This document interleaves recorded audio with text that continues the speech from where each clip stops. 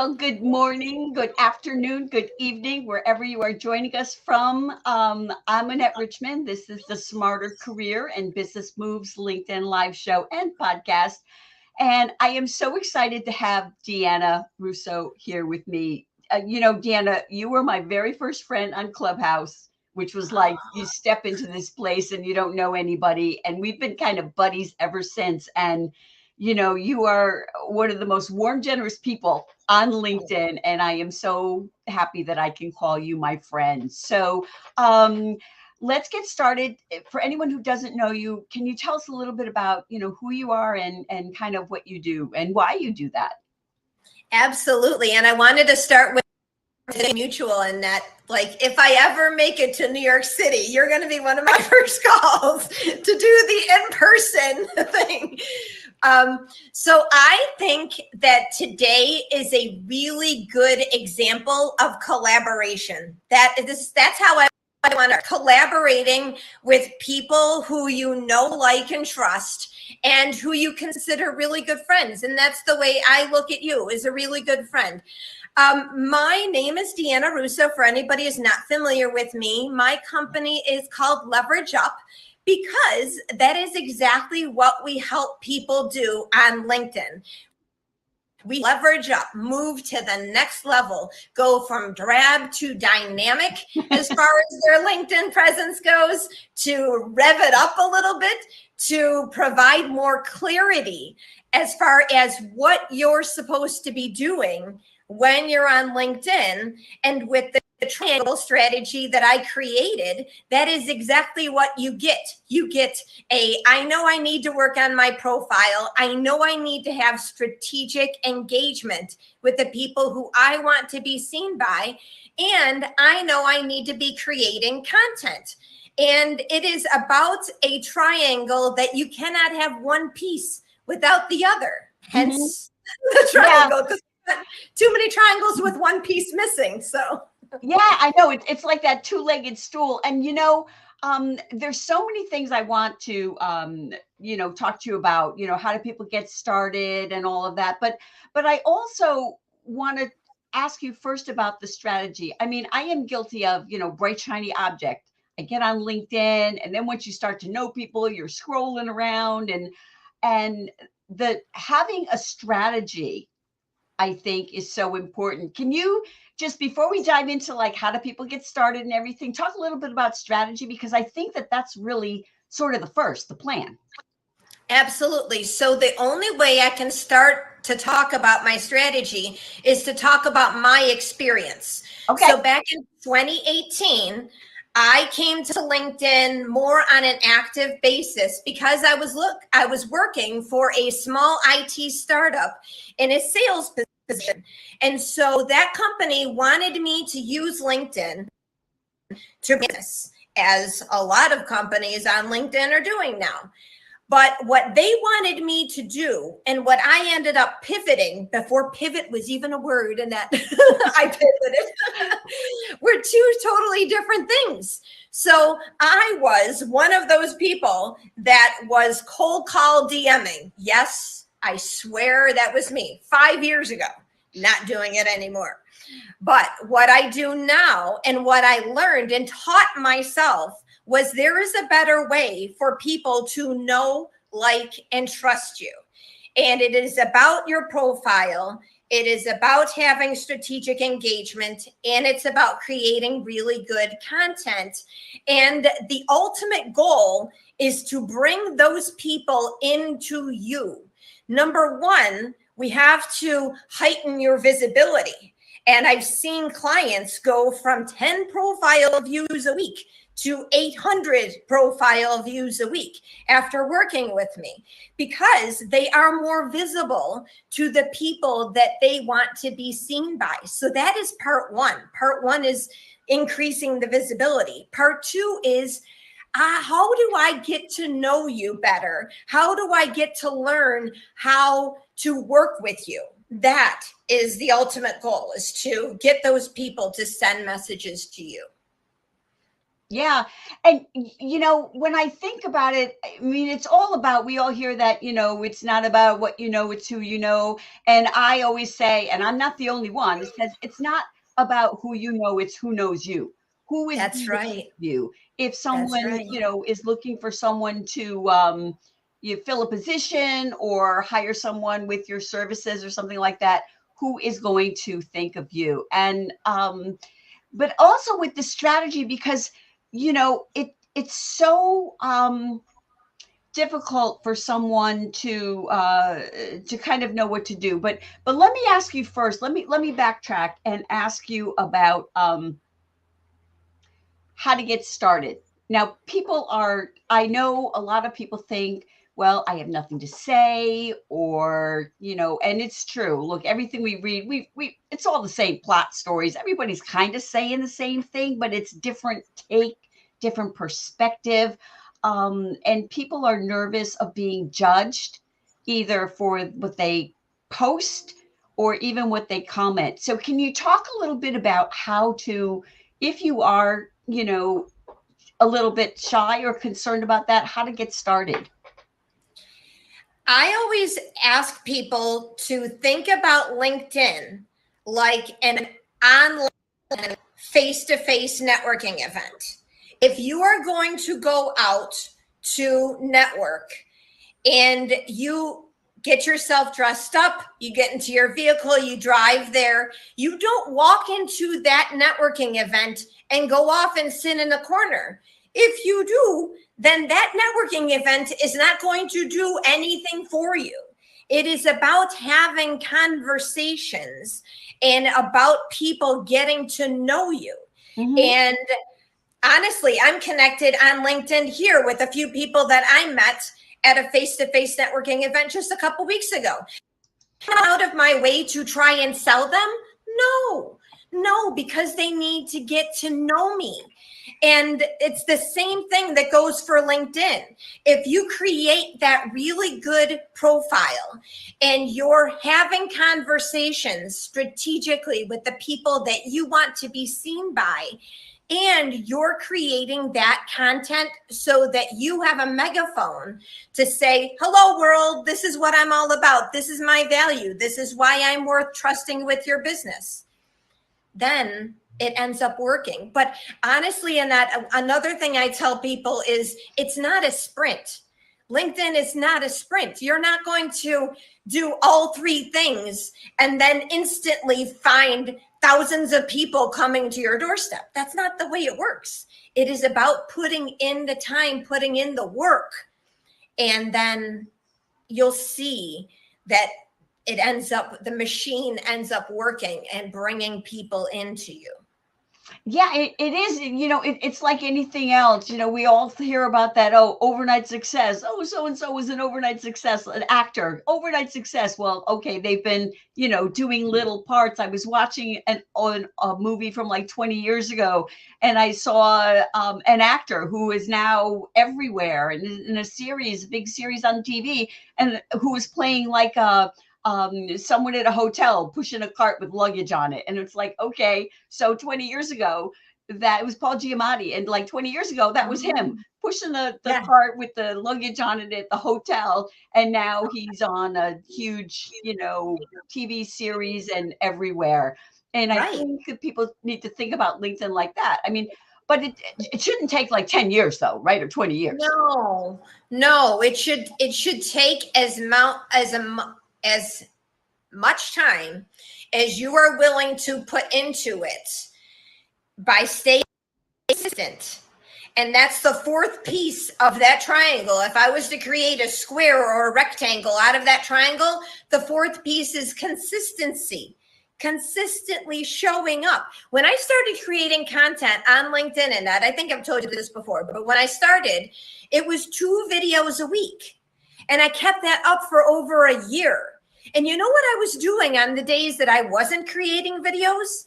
I was still showing up on LinkedIn, and I was still having conversations with people that I wanted to be seen by. So it's about putting the time in, and you don't have to be on there 24/7. I have 3 kids. There's no way I'm on here 24/7. I mean, like, I'm in mom taxi mode. That's a stage of my life right now. Mom taxi. I'm driving them everywhere. So no one has the ability to be on 24/7. But when you are on, it is about making the most of your time and doing it in the most efficient, as opposed to scrolling and liking and scrolling and loving and scrolling and reacting. Because how much do people get to know you from reacting to a post? Same thing with reposting. How much do people get to know you by reposting somebody else's post? Yeah. Not much. So can you give us a few tips, and actually I like them myself, as to how to be strategic when someone logs in, they log on to LinkedIn. How do they what is the strategy? How do they know who to look at, where to go, what it's that kind of thing? Right. Well, the first thing before you do any of that, before you start having conversations, is creating that really good profile. We have to make sure that each piece of your profile answers the question, who am I? What do I do? Why should people trust me with their business? If you're a business owner, or if you're a job seeker, you need to answer the questions that hiring managers want to know. Because hiring managers are looking at you. I just need to say that. They are looking at you. The second piece, and having those strategic conversations, if I gave out all of my secret tips, I would This one. But what I do is I talk to people about this metaphor, okay? Imagine that you're in a face-to-face networking event, okay? Picture a face-to-face networking event, and everyone at that event are having conversations. Funny. They're actually talking to each other because nobody sits there and goes, So they're having conversations. And imagine, picture this, that each one of those conversations has a sign hanging above saying, these people are talking about this, and these people are talking about this. And then you get a ding, ding, ding moment in your head, and you're like, that's who I need to be talking to. Those are the conversations I need to be having, and then going to those conversations. Now, no one goes to a face-to-face networking event and sees signs, okay? You got to go up to, but it's the only metaphor I can use to basically give someone the visual that this is how the strategic engagement works. So what we do is in our second Zoom call, we're actually working with you to find those conversations on LinkedIn and get you visible to the people that you then want to be more visible to. And you know what, Annette? You know what the funny thing happens? They send the connection request to you. They open up the conversation with you because you are being more visible to them. So that's what it's all about. And getting those people to the offline conversations. That's the ultimate goal. How much time do we actually want to spend on LinkedIn going back and forth, back and forth? We want to get those people on Zoom. No, it's true. And, I follow, as I know you do, we all follow a bunch of people that we learn from each other, and, as well as having the conversations. And, I have seen other, people who I would consider to be influencers post this on LinkedIn. I've seen it in webinars and trainings and whatnot, that about the idea, and the reference that I'll use is one that I learned from a training. And it was, say, for example, if I like Brene Brown, so I would go and follow her, and I would start talking to people, commenting on her post. And it's a good way for me to meet people. And that may not be strategically my audience I'm looking for, but just as the idea of an example of the strategy is, I can go there, I can comment on other people's comments and start conversations with them. And that is a good way to expand your reach because, that's one of the things that I think is the biggest challenge for people is to expand their reach and find the people they want to connect with. Right. It's finding people that you can relate to, finding people where there's a common ground, whether that's a common show that you like to watch, or whether you're both parents, or whether you're both business owners in digital marketing, whatever that common ground is, it's about finding that common ground so that you can have those conversations. So I want you to clarify something. And I used to hear this, I think maybe it was a year ago. It was like, oh, you must post every day, every day. Oh, every day. And there were all these like 30-day challenges, 365 challenges every day. And I will tell you, I tried that I thought, okay, I'll do it for a month. But after a while, after so many days, it was kind of like, I felt like I was just kind of posting to post and I really wasn't saying anything. And that to me is a waste of my time and a waste of anybody, nobody, it's not going to attract anybody's attention or benefit them in any way, which I think we all come at this from, we want to help people in our what we share. So what would you say is a strategy for what should people think of if they think, well, okay, I'm going to start, I'm here in Deanna and I've done my profile and I'm going to start. What would you suggest they do for their kind of a posting strategy to maybe to start and then to grow?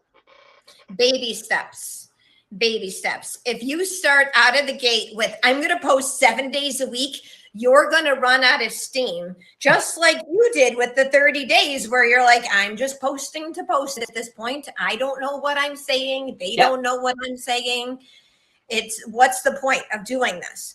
So if you start with baby steps, say 1 time a week, then move up to 2 times a week, and then move up to 3 times a week. But I will tell you that if you're not shaking hands in between the posting, then it's just you using the megaphone and you're not going to be in there having conversations and looking out to help someone else. So it's going to be, look at me, watch me. No. No, I love that. And, when I think of shaking hands, I think of you because that's what you always say. And, you do spend time and you go on different places and engage with people and have conversations. And that is so important. But one of the things I have to say that I think you do just spectacularly is storytelling. And you are very much able to talk about, your kids at a sporting event or something like that. And you weave it back into a lesson. And, I don't want you to give away all your secrets, but do you have anything you can share? Because I think that is compelling. And I find that when I do that myself, that I get more engagement on my post as well. Yeah, absolutely. Think about it this way. A lot of people on LinkedIn, I wouldn't say all 950 million of them, but a lot of people are on LinkedIn to learn. They're on LinkedIn to grow. They're on LinkedIn to develop something, whether it's some skill or they want to learn. So if you can take something like gymnastics, for example, and then weave it into your business and what you've gotten out of that, how awesome is that you're able to teach something and the average person isn't doing this. The average person isn't taking a lesson like gardening, for example. So I used gardening gardening is just like LinkedIn because nothing grows overnight. I mean, not that I've seen it, you're not planting a seed and then poof, it's a vegetable garden. No, it takes work. It takes maintenance. It takes you going there and you watering the plants. It takes sunshine. It's nothing that happens overnight. And the same thing goes for LinkedIn. It's something that you have to really maintain that and collaborate, just like we're doing today. Collaborate with Mhm. the people that that you respect, and that like, and trust. That's what it ends up being all about, is making sure that they understand how much you appreciate them, and make sure that it's mutual. And it's really just about those relationships. So many people are saying, I'm on here to build relationships. But are you really? Are you really? Because we can really tell from what we see on your profile. I had someone recently say, I want to connect with you. And I'm like, why? Tell me why you want to connect. Because LinkedIn limits the amount of connections and followers. There's no limit. So just tell me why you want to connect. Why does this make sense to you? And then I'll see if it works both sides. But then the person never answered. So I'm like, okay, I guess you don't want to. I know. And one of the things, and Michelle posted something about this the other day, the idea of like, oh, I stumbled on your profile. How do you stumble on somebody's profile? And I get those too. I get a lot of connection requests. And when I am connecting with someone, it's someone that I want to, I've read something, I've met them, I see their post or something, and I send them a note saying, I really liked whatever it is. I'd like to connect with you. But I get those all the time, like, oh, we share connections, or, oh, they're like, oh, absolutely love what you're doing. And it's like, okay, like what, why? And I will send that back and say, well, why do you want to connect with me? And you're right. Rarely do people answer, because, and I also think, and I want your thoughts on this, that sometimes it's like they've taken a class, and whatever they've done a course with a coach, and the coach says, okay, go on there and say that, you have common, values or something like that. And then you get a whole bunch of people saying that. Yes. And then what happens is they're copying and pasting, and they're putting it into the direct message, as opposed to, excuse me, click the microphone in the direct message, record an audio message, so that people can get to know you. I sang happy birthday to half a dozen people earlier this week. I'm not the best singer in that. I swear to God, I'm not. I love karaoke, but I'm not the best singer. And you can't get a happy birthday sung by Deanna Russo in a copy and paste message. You just never know where that happy birthday greeting is going to lead down the line. My grandmother used to sing happy birthday every single birthday that we had. So it means something to me that I'm singing happy birthday to my connections. And I'm not going through all the ones that were celebrating birthdays, but I picked and choose which one I wanted to do it.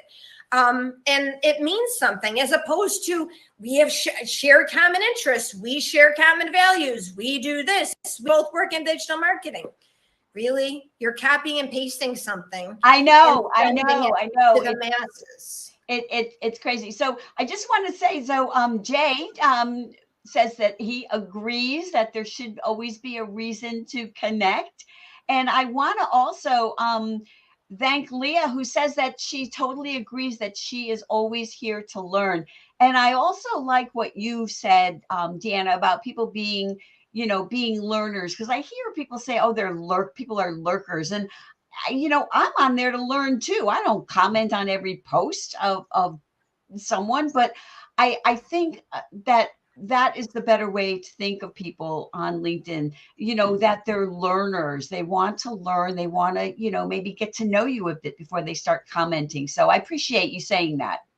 Right. Well, they're sponges. We are sponges. We're soaking in all of the stuff. And then what we end up putting out can be a bit and piece of every single thing that we've learned from people here. That's the way I look at it. It's about growing those relationships, whether it's a seed or whether it's a plant at this point, or whether it's a garden like you and I. I know, and know when to hire a pro. And I have to ask you, something else, but I think of that with like our lawn. Our lawn, our backyard been dirt. It was dirt for years. My husband tried everything. He'd go to the Home Depot and buy all the seeds and fertilizer. He even put up fences around, and nothing. So I finally convinced him like 3 years ago that we hired a lawn company, a local, not one of those franchises, but anyway. And you know what? We now have grass in our yard, which is so nice. So you have to know when to hire a pro to help you too. So the time has flown by, and I want to ask you, what do you like best about what you do? I think I just like LinkedIn. That's what someone asked me. It sounds like you really know LinkedIn. And I'm like, I don't look at it so much as a business as it looks like I really want to help people, because this platform has a lot of potential. There are plenty of things. You and I could talk up for hours about all of the things that aren't working on it, but I like to focus on what is working. And you and I have only grown our relationship. While it started on Clubhouse and an audio platform, we've really grown our relationship using LinkedIn. This collaboration is a testimony to what can happen. The amazing people that you can get to know, like, and trust, whether they're a few states away or whether they're multiple countries away. I talked to someone in England yesterday, and when I saw she was in England and that, I got some sort of excitement in me that I'm like, here I am sitting in the USA having a conversation with someone in England.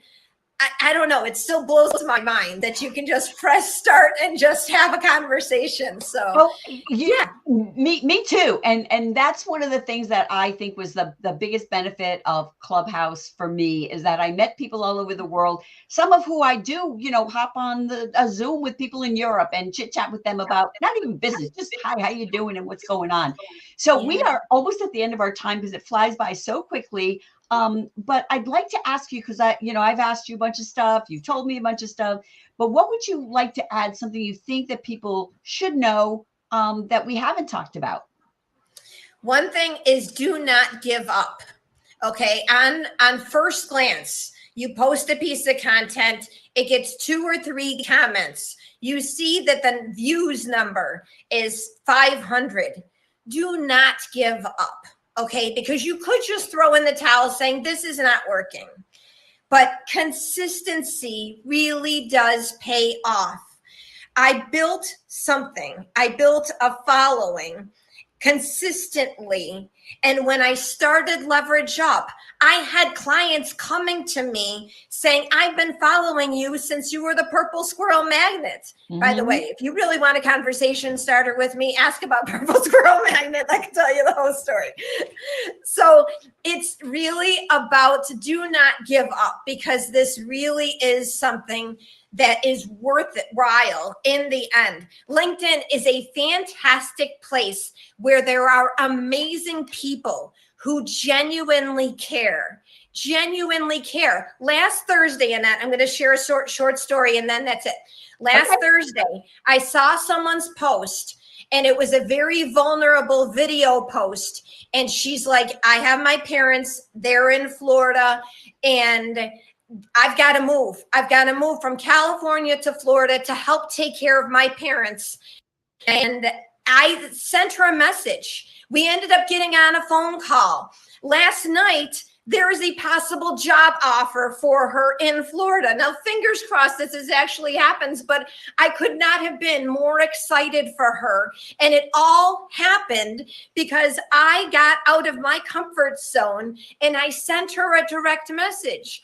Who knew if she would have actually responded to it? The fact that she gave me her phone number and we got on a phone call, and that this is the type of people that are on LinkedIn. You may have had bad experiences with some of the bad apples but a lot more of us are good apples. We're the types of apples that are juicy and that you just never know what type of taste is going to end up coming in when you take a bite. So just think about the good apples that are on LinkedIn, because there's a lot of us. Well, no, it's so true. And I think the people, that you're talking about, and you are very generous with your things that you share. I try to be as well. I know most of the people that we all kind of hang with are like that as well, and it's a lot about not having an agenda.